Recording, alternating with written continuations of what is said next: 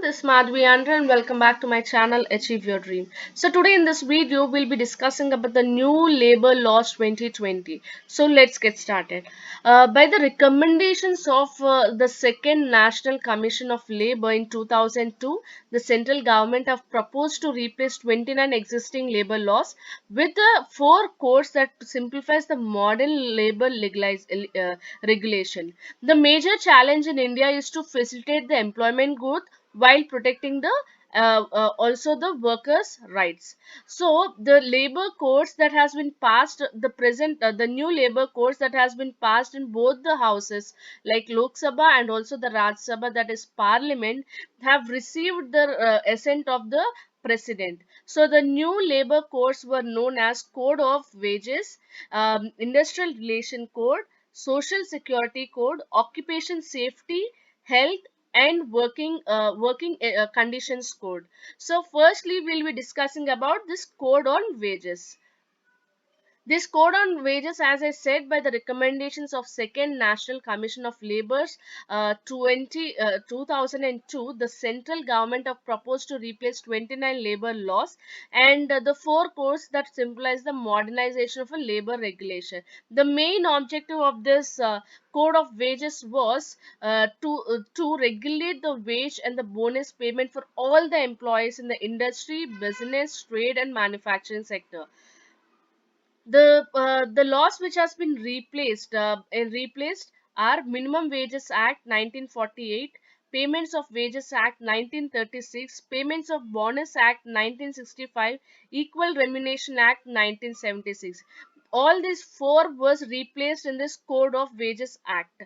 Okay, and the eligible or the criteria, the coverages for the employees were, this code was applicable for all the employees, for the people who have employed in mines, railways, oil field, and the central government makes the wage related decision, while for other employments of state government will take such type of decisions.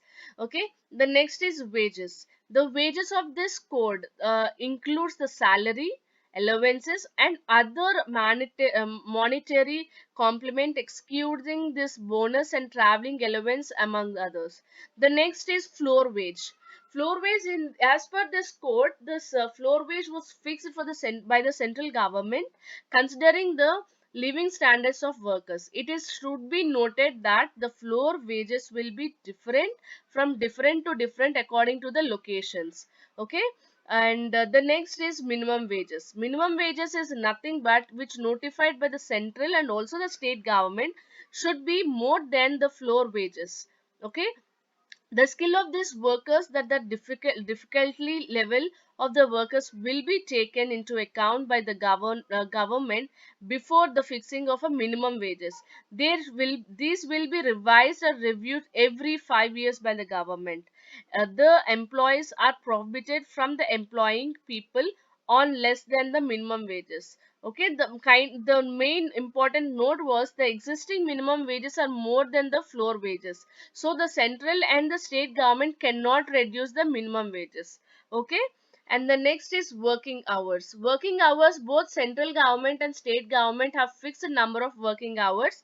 In case of overtime, the employee should have the overtime compensation at least twice or than the normal wages. And the next is payment of wages.